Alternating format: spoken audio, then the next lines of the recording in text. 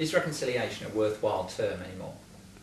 I think it is, but we really have to get an understanding of what reconciliation is from the way the way it's being used at the present time is only one part of reconciliation, because as we all know that there is another section to it that's usually been denied. Now, the first part, of course, is the whole acknowledgement that something went wrong. There is a whole understanding that something has gone out of balance, and there has to be some sort of public acknowledgement of sorrow, and we've had that in February. So that's only one dimension. That's right. Because one of the things I see in it is that when the week of prayer for reconciliation started, which you were involved in, I think, that the churches and other groups were involved in that, and it was kind of a holistic thing. The spiritual, it was a whole attitude, and reconciliation's often become a very sort of just a political thing, and therefore it's lost some of its depth and meaning, especially from a Christian point of view, which is that's why the Reconciliation Council brought in, I suppose, the group of churches to actually add that sort of dimension to it, because otherwise it's just a whole lot of issues that are being dealt with without some sort of change of heart, a change of thought. Reconciliation goes to the heart of the Christian gospel, I think. This is what St. Paul says. If anyone is in Christ, there is a new creation. Everything old has passed away. See, everything has become new. All this is from God, who reconciled us to himself through Christ and has given us the ministry of reconciliation. That is, in Christ, God was reconciling the world to himself, not counting their trespasses against them, and entrusting the message of reconciliation to us. But what does all that mean for you? For me, I think it means that the heart of things is that God creates the world and sees that it's good, but we have destroyed it in various ways and ruptured relationships between one another.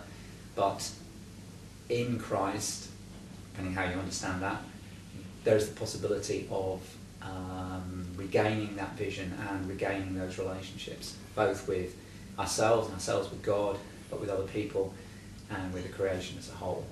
So in terms of Australia, that would mean facing up to the pain and the ruptures that have happened over hundreds of years and looking forward to a new way of being together.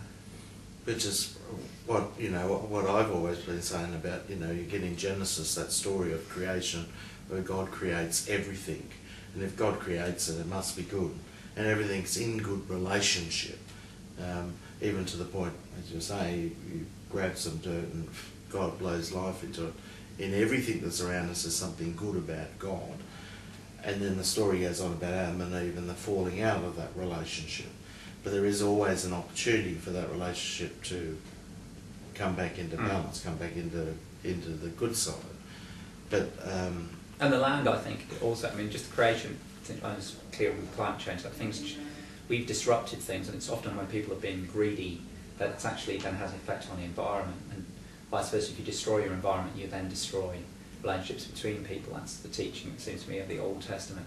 So, for instance, if we come in as Europeans into this land and we use the land in a way which actually is not conducive to the way in which the land is supposed to be used, then we actually start to, we destroy, we undermine that in itself. If at the same time we're also taking that land from other people, that also has a knock-on effect to destroying the environment, everything around us, all our relationships.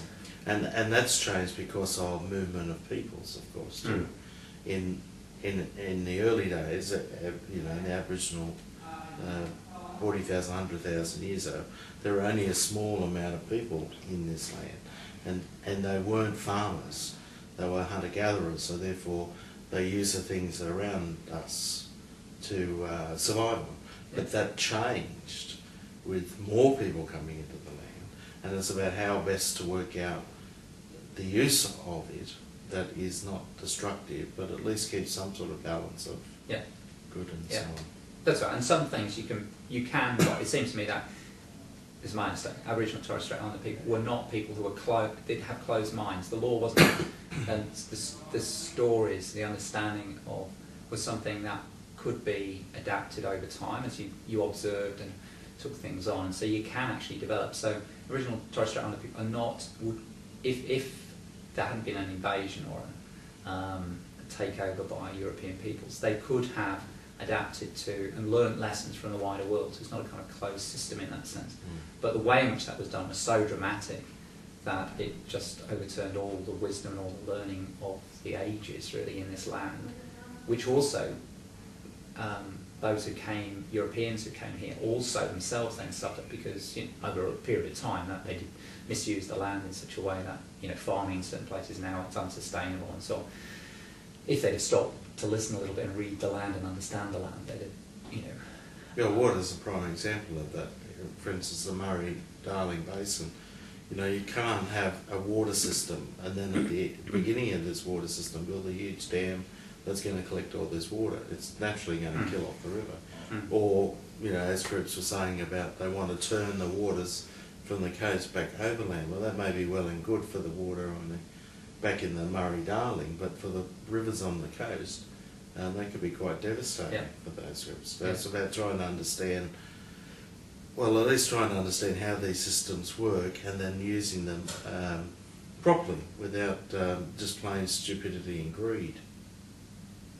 So in that sense, what we've been talking about really is that reconciliation isn't just about between peoples, it's about the whole world, the whole cosmos. That's part of what I get from the teaching of the Bible and passages like that, that reconciliation is God in Christ reconciling the whole world. And it seems to me that's something which the Western world and the whole cosmos, that relationship has been very much a human-centered kind of a viewpoint, which is actually not what a lot of traditional peoples, indigenous peoples, have never understood themselves as separate from.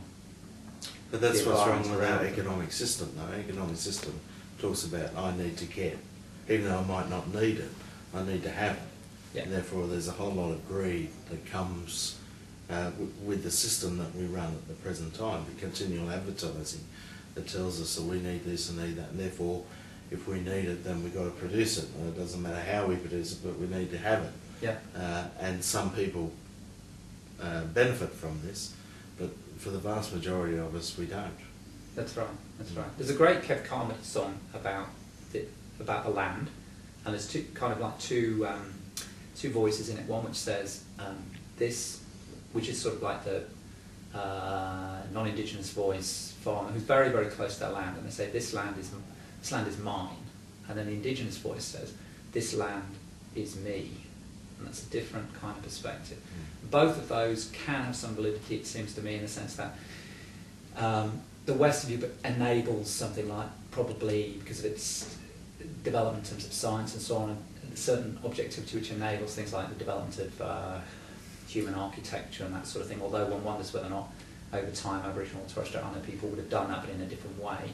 But it loses that kind of sense that actually we ourselves are part of creation intimately, which is sort of like something that's pretty, really we should know, it's just sort of like obvious, but somehow this we've built into, especially in a Western way of looking at things, that somehow we're over and against the environment. And going back, it's amazing, as I've often said about the first book of the Bible tells us that we're only one small part of something that's bigger.